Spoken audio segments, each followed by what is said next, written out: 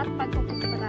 Kadalasan ito na ang maraming kinabubuhay ng bawat isa nito sapagkat ito ang kadalasan na alam at siguradong mapagkakakitaan sapagkat maliit lang ang bayan na ito. Subalit sa maliit na bayan na ito, makikita mo may pagkakaisa. Masaya silang namumuhay at alam mo kung paano sila nagiging masaya sa kanilang pamumuhay. Katulad ng mini sari-sari store. Kadalasan sa mini sari-sari store na ito, makikita mo or ipapakita sa mga tao kung paano makikisama ng maayos. Kaya sa kahit na maliit na sari-sari store ay nagiging masaya at napapagkita na pagkakakitaan. Ngayon naman ipapakita ko sa inyo ang isa sa ikinabubuhay sa lugar na ito, ang pangingisda.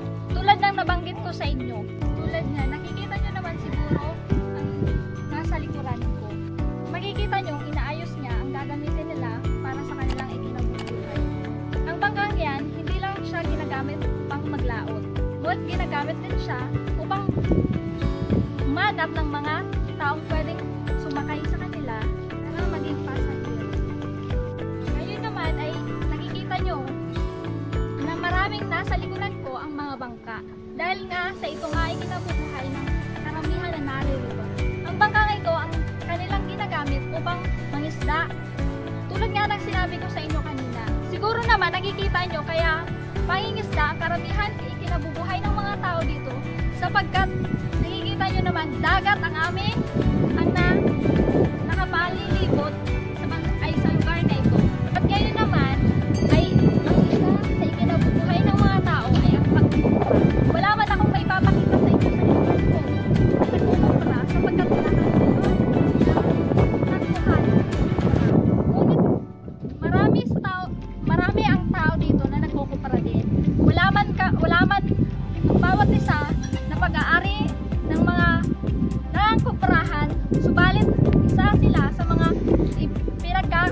pinagkakatiwalaan upang makapagkupra sila. Sila ay nagbabantay ng kuprahan. Para sa karamihan, ito ay simpleng panghanap buhay lamang. Ngunit ito ay nagiging dahilan at hindi madali para sa atin. Dahilan para magbuhis tayo ng buhay. Parehas ng pangingisda. Masasabi natin hindi madali ang pangingisda. Minsan kasi madali lang ito kung titingnan. Pero kung ito ay mararanasan mo, masasabi mong napakahirap nito. Dahil ang pangingisda, hindi natin alam kung ang panahon. Minsan maayos, minsan hindi. Minsan nga, pag nandito ka pa, makikita mo parang ang dali lang. Walang alon, pero sa tuwing darating ang mga magulang at sasabihin na nahihirapan sila dahil napaka-alon, doon mo masasabi, ang hirap pala, nagbubuhis pala sila ng buhay para sa pinagkakakitaang ito. Pagkukupra, marami tao ang nagkakasakit dahil lang sa pagkukupra. Dahil sa sobrang init at biglang uulan na lang. Nagbibigay ito dahilan para magbuhis